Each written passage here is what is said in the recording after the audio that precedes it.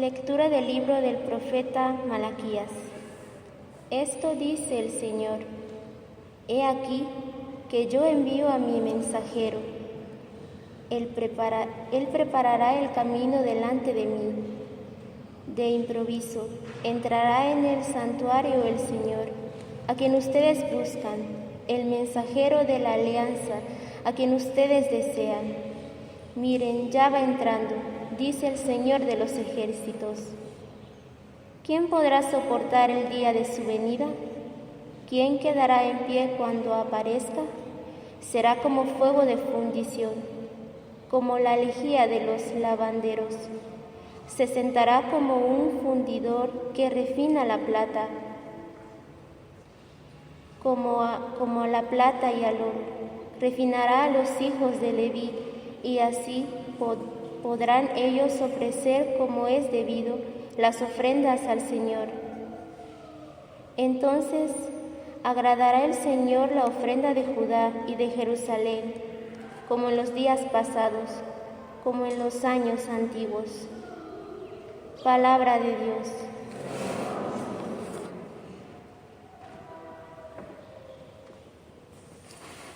El Señor es el Rey de la gloria. El Señor es el Rey de la gloria. Puertas, ábranse de par en par, agrándense portones eternos, porque va a entrar el Rey de la gloria. El Señor es el Rey de la gloria. ¿Y quién es el Rey de la gloria? Es el Señor fuerte y poderoso, el Señor poderoso en la batalla. El Señor es el Rey de la gloria. Puertas, ábranse de par en par, agrándense portones eternos, porque va a entrar el Rey de la gloria. El Señor es el Rey de la gloria. ¿Y quién es el Rey de la gloria? El Señor, Dios de los ejércitos. Él es el Rey de la gloria. El Señor es el Rey de la gloria.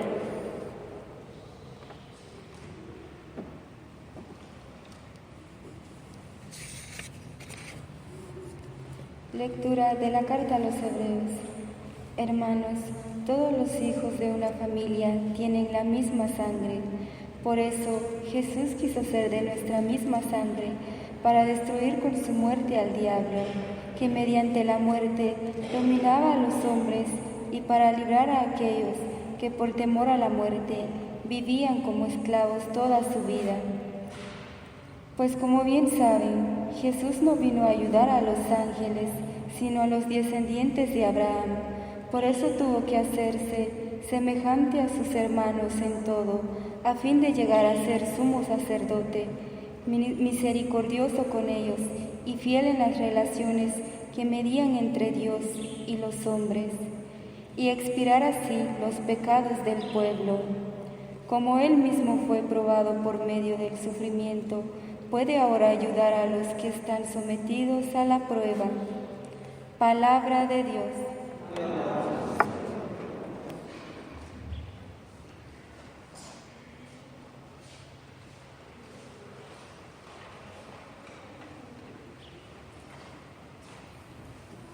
Aleluya, aleluya, aleluya.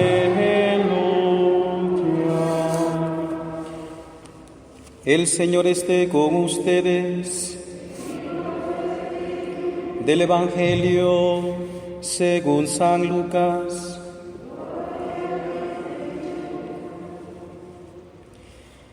Transcurrido el tiempo de la purificación de María según la ley de Moisés, ella y José llevaron al niño a Jerusalén para presentarlo al Señor de acuerdo con lo prescrito en la ley. Todo primogénito varón será consagrado al Señor, y también para ofrecerle, como dice la ley, un par de tórtolas o 2 pichones. Vivía en Jerusalén un hombre llamado Simeón, varón justo y temeroso de Dios, y aguardaba el consuelo de Israel. En él moraba el Espíritu Santo, el cual le había revelado que no moriría sin haber visto antes al Mesías del Señor. Movido pues por el Espíritu, fue al templo, y cuando José y María entraban con el niño Jesús para cumplir con lo prescrito por la ley, Simeón lo tomó en brazos y bendijo a Dios, diciendo: Señor, ya puedes dejar morir en paz a tu siervo, según lo que me habías prometido, porque mis ojos han visto a tu Salvador, al que has preparado para bien de todos los pueblos, luz que alumbra a las naciones y gloria de tu pueblo Israel. El padre y la madre estaban admirados de semejantes palabras. Simeón los bendijo, y a María, la madre de Jesús, le anunció: Este niño ha sido puesto para ruina y resurgimientos de muchos en Israel, como signo que provocará contradicción para que queden al descubierto los pensamientos de los corazones, y a ti una espada te atravesará el alma. Había también una profetisa, Ana, hija de Fanuel de la tribu de Aser. Era una mujer muy anciana. De joven había vivido 7 años casada y tenía ya 84 años de edad. No se apartaba del templo ni de día ni de noche, sirviendo a Dios con ayunos y oraciones. Ana se acercó en aquel momento dando gracias a Dios y hablando del niño a todos los que aguardaban la liberación de Israel. Y cuando cumplieron todo lo que prescribía la ley del Señor, se volvieron a Galilea, a su ciudad de Nazaret. El niño iba creciendo y fortaleciéndose, se llenaba de sabiduría y la gracia de Dios estaba con él. Palabra del Señor.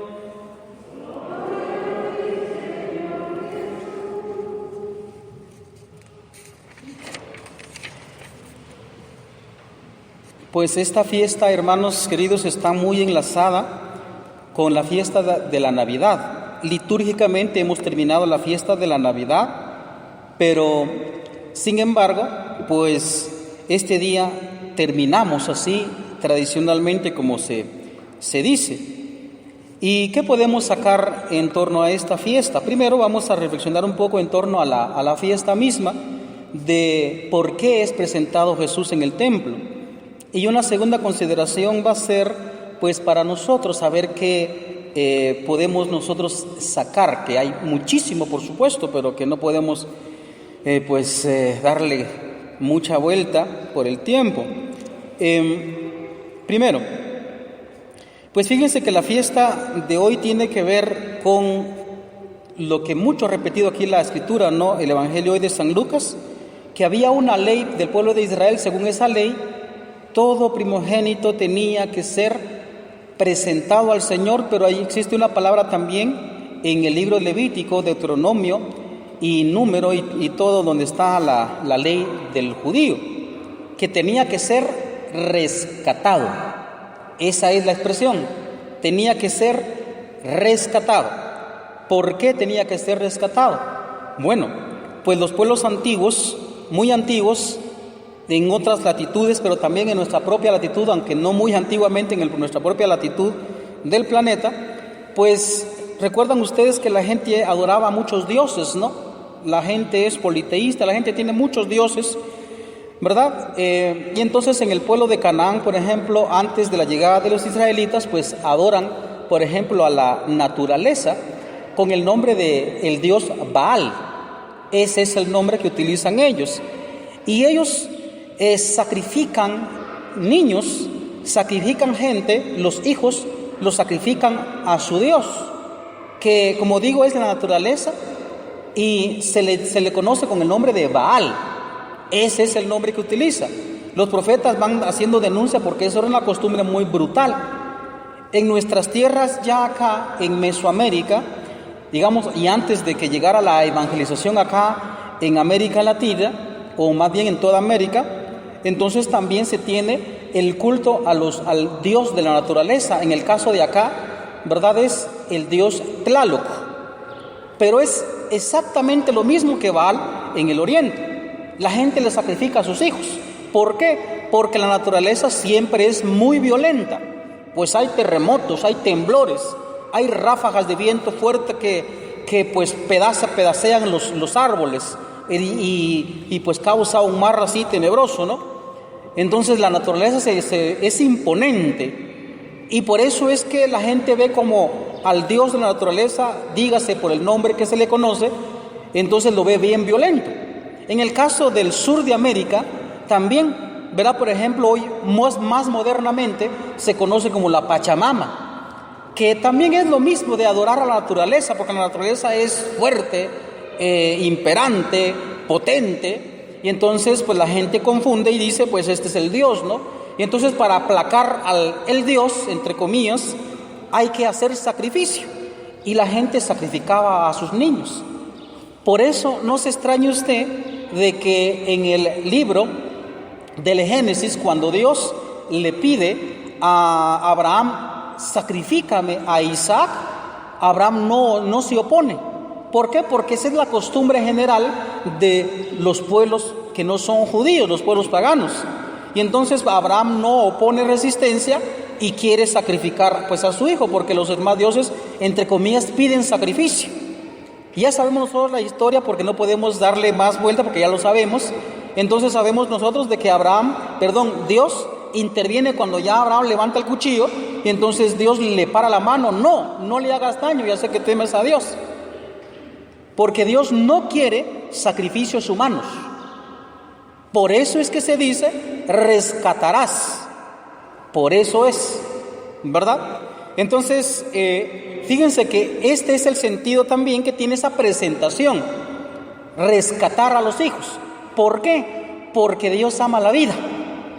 Dios es amante de la vida, claro, porque Él es la vida misma. Pero hay otro sentido también muy bello para nosotros interpretar la presentación de hoy del Señor. Significa, hermanos, que toda criatura, animal, mineral o cosa, o personas mismas, son de Dios.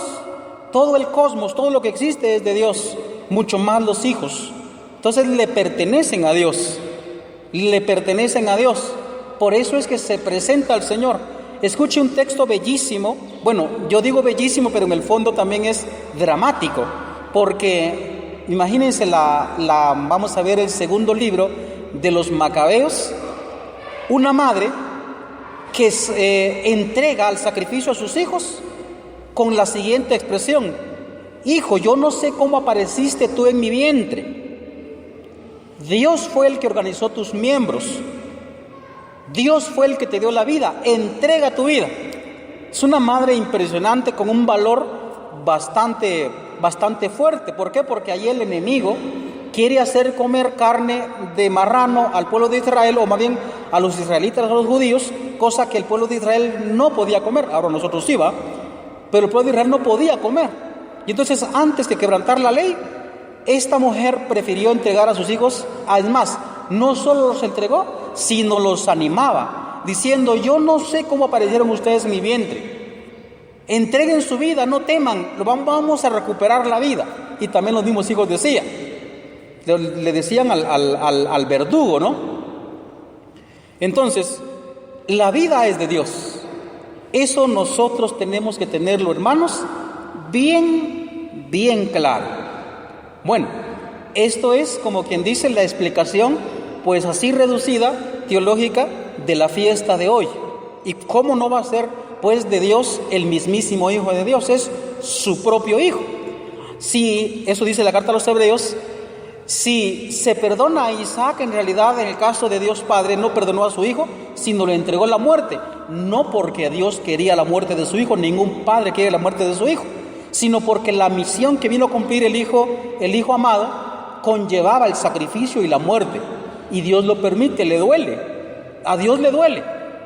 Pero bueno, ojalá que lo tengamos entendido nosotros, de que la vida es de Dios. Por eso es interesante, hermanos, reflexionar en torno a María y a José también. Escuche cómo lo dice, pues el anciano Simeón a la Virgen Santísima: a ti una espada te atravesará el alma. En ese sentido podemos sacar dos reflexiones para nosotros. Uno, el misterio del dolor.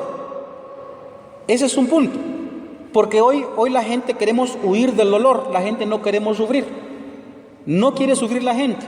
Por supuesto que nadie quiere sufrir, pero el problema es que le hace el juego al dolor, queriendo jugar al escondite con el dolor, y el dolor siempre va a aparecer, por más que uno le haga la huida, siempre va a aparecer. Por ejemplo, Yo sé que aburro con este tema, pero lo digo pedagógicamente. Las patojas, las muchachas quieren huir de una vocación, de un matrimonio con un hombre. ¿Por qué? Porque dice, pues yo no quiero sufrir con un hombre. Pero como no se atreve a sufrir, después tampoco puede tener alegrías también de la familia, de la compañía en la ancianidad, por ejemplo. No lo puede tener, porque no se atreve a sufrir de primera. Lo mismo podemos decir del varón que no se atreve a pedirle la mano a la novia, cásate conmigo. ¿Por qué? Porque tiene cobardía, porque no quiere sufrir, no quiere, como dicen vulgarmente, me perdonan esta expresión, que lo que dicen los patojos, pues no le voy a buscar yo dueño a mi pisto. Dicen los patojos así, entendido mal el matrimonio, ¿no? Entonces, si no se atreve a sufrir con una mujer, tampoco va a tener la alegría de disfrutar de la compañía de una esposa y de la compañía de unos hijos que le van a rodear con su amor cuando ya tengan una cierta edad. Si no nos atrevemos a sufrir, después no nos quejemos de que no tenemos alegría. Ven, ahí está el misterio del dolor. No huyamos del dolor. Por supuesto, no quiero decir de que no hagamos alguna cosa pues para evitar en la medida que se pueda pues algunas cosas, pero por más que nosotros hagamos, el dolor siempre va a ser acto de aparición, acto de presencia en nuestra vida. Tengamos en cuenta, hermanos, porque mucha gente sufre frustración precisamente porque de patojos no han querido aceptar con valentía el dolor que viene, que trae la vida normal, no digamos si hablamos cristianamente. La gente que se atreve a sufrir por Cristo, esa gente es feliz, esa gente se realiza, pero tenemos nosotros cobardía, no podemos evadir el dolor. La Virgen Santísima quizá no era al 100% consciente de lo que le venía, pero sí de alguna manera el hecho de presentar a Jesús, y peor cuando el anciano Simeón le dice semejantes palabras, estoy seguro que ella sabía a qué se metía, y la prueba está en que ella permanece fiel con su dolor, con ese dolor en el corazón, en esa espada traspasada, porque un hijo no le pasa nada sin que la mamá le duela. Ustedes que son mujeres, y muchas que son mujeres, que son madres, saben, se cayó el niño, no le duele el niño, le duele a la mamá. Entonces, imagínense el dolor tremendo que sufrió la Virgen Santísima por ver asesinar no solo a su hijo, sino al Hijo de Dios. Y la prueba está, como digo, que permanece al pie de la cruz. Capítulo 19, versículo 25 del libro de San Juan. También nos dicen los sinópticos. Permanece al pie de la cruz. Semejante dolor cuando, pues así como pinta pues la piedad, ¿no? Aquella imagen artística de Miguel Ángel, pues cuando la madre abraza al hijo destrozado, muerto por el pecado. Es una ternura impresionante y María acepta ese dolor. Y por eso es que María está entronizada. Por eso se llama corredentora, capítulo 12 del libro del Apocalipsis. Aparece entronizada la Virgen Santísima. Punto número 2 en nuestra reflexión para nosotros. Aquí quisiera yo hablar a los padres de familia, porque a mí me ha estado, digamos, como doliendo, o no sé cómo expresarlo, me duele, al mismo tiempo me enoja, porque yo me entero de que muchos papás son posesivos de sus hijos y no quieren entregar a sus hijos al servicio de Dios. En estos días escuché una expresión de un jovencito, de pronto se va a molestar, pero yo digo, ¿te pareces a tal persona, a tal movimiento porque así te vestís? No, padre, todavía no. Tengo que disfrutar primero la vida y la juventud. O sea que entregar la vida a Dios es desperdiciar la vida. O sea que entregarse a Dios es ser aburrido. Qué impresionante. Y fíjense que esto que acabo yo de escuchar acá, también lo piensan los papás. El papá piensa y la mamá piensan los dos de que si una hija se va al convento, si un hijo se va al seminario, entonces es, haber muerto por un accidente, eso todavía es dulce. Es la tragedia impresionante, ver como haberlo perdido, como que nunca hubiera existido o algo así. Sienten que lo pierden porque un hijo se va al seminario o una muchacha se va al convento. Sienten que lo pierden. Yo he tenido esa experiencia, tuve mi maestra, por supuesto, mi maestra que me dio clases allá en Chimaltenango cuando yo estaba sacando mi bachillerato. Pues no sé por qué salió la plática, pero ella me estaba diciendo, fíjese que con lo que me sale mi hijo, dice que se quiere ir a estudiar para ser padre. Yo le dije que no, que es ridículo. Yo le dije mejor que estudiara, que estudie, que crezca, y cuando si eso permanece más después, pero por lo menos tiene estudio, tiene con qué sostenerse. O sea que entregar la vida a Dios es una pérdida de la vida. Eso es lo que a mí me causa enojo, porque los papás piensan, me perdonan si los ofendo, pero es que esto hay que decirlo, o los papás piensan que los hijos tienen que ser triunfadores y exitosos nada más. Por eso están preocupando demasiado por el estudio. Ojo, no quiero decir que el estudio sea malo, no estoy diciendo eso de ninguna manera, pero se piensa de que solo con el estudio los hijos van a salir adelante, tienen un futuro, y el futuro eterno. Entonces yo quiero pedirles, padres de familia, los que están en línea también, por favor no piensen de que los hijos se pierden porque se van a un convento o a un seminario. Los hijos no se pierden. Vamos a hacer una pregunta. La pregunta es la siguiente: ¿a quién van a entregar a los hijos? ¿Al mundo o a Dios? No me responda demasiado pronto, porque rápidamente uno dice, pues padre, a Dios. Eso es en la cabeza y en la teoría, pero en la práctica no. Porque es que, miren, yo me entero, es que, miren, uno se enoja. Yo regañé a una señorita en una ocasión, porque ella me comentaba de que su mamá le iba a llorar al convento todo el tiempo hasta que la sacó. Hasta que la sacó. Les voy a decir algo bien grave. Si ustedes, papás, no dejan ir a sus hijos a realizar su vocación, a responderle a su vocación a Dios, y ojo, me refiero a la vocación, me refiero también tanto en las jovencitas que de pronto van a un convento, o los jovencitos que de pronto van a un seminario, o también entregarlos en matrimonio sacramental. Si no los quieren dejar ir, ustedes no van a estar con ellos todo el tiempo. Un día se van a morir. Por eso existe mucha solterona, hay mucho solterón por ahí y están sufriendo. Se murió la mamá, se murió el papá, se quedó solita. ¿Y ahora con quién está? Sufren demasiado. ¿Por qué? Por el egoísmo de los papás. Porque son posesivos. Usted no se me va, usted se me queda conmigo. Yo le di estudio, yo le di la vida. Ya dijimos que la vida pertenece a Dios. Entendamos esto, hermanos. Voy a decir algo bien grave, bien grave. Si ustedes, papás, se oponen a que los hijos se vayan a un convento o a un seminario, o se oponen también de que se realicen su vocación sacramentalmente en el matrimonio, si se oponen, están siendo agentes del demonio. Porque esto es así, es bien grave, es muy grave, porque es que Dios reclama la vida, de Él la recibimos. Pregúntele usted a una mujer que no puede tener hijos, ¿cuánto sufre por no tenerlo? Y por más que haga, no puede tener hijos, porque el don de los hijos, los hijos no son un derecho, son un regalo de Dios. Si usted los tiene, bendiga a Dios y entréguelo, así como la Virgen Santísima entregó. Porque a mí me parece a veces bien ridículo de que vienen los papás a hacer el show. Ay, padre, por favor, vea, aquí está mi hijo, por favor, preséntelo al Señor, que hoy cumple 40 días. Y no lo han bautizado. Y a la hora cuando la hija le dice, mami, me voy a ir a un convento. ¿Cómo así? ¿Usted, Paula María, está loca? Piensan que están locas. Y no es eso. No es eso. Entonces, hermanos, fíjense que tenemos que ser muy conscientes de nuestra fe cristiana. Como digo, ¿a quién van a entregar los hijos? ¿Al mundo o a Dios? Fíjense que les comenté eso de los dioses, por decirlo de esa manera, ¿no? Que ya sabemos que no hay dioses, pues solo existe un solo Dios.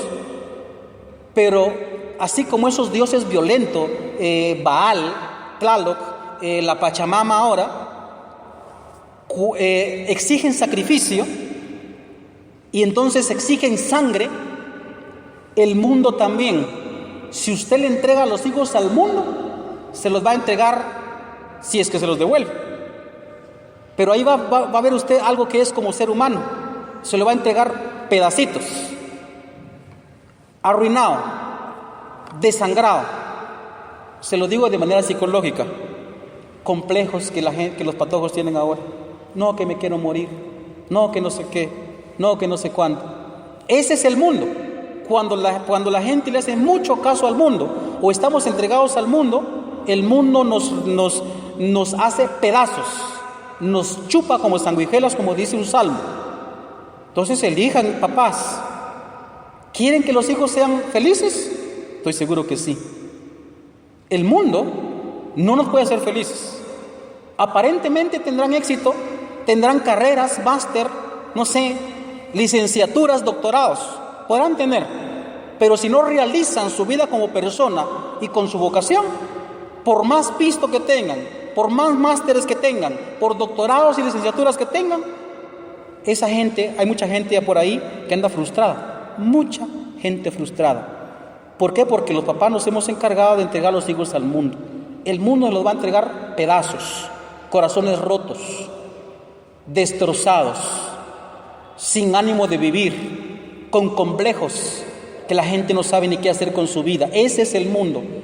En cambio, vea, pues es cierto que entregarse a Dios conlleva sacrificio, como todo en la vida. Todo en la vida quiere sacrificio. Pero cuando uno se entrega a Dios, uno se realiza como persona y se realiza como ser humano. Uno llega a ser verdaderamente humano. Uno llega a ser verdaderamente hombre, verdaderamente mujer, verdaderamente hijo de Dios. Y uno realiza su vida. De pronto no tenga estudios, de pronto eso es una persona sencilla, pero no va a estar pensando ahí con complejos, me quiero morir, porque no tiene un carro.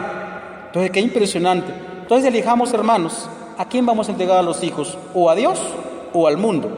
Haga la elección, eso es libertad de usted, pero tenga en cuenta de que los hijos son primero de Dios y no de nosotros. De nosotros solo son hijos según la carne, pero la vida Dios la ha dado a usted para que la administre, son los hijos de Dios.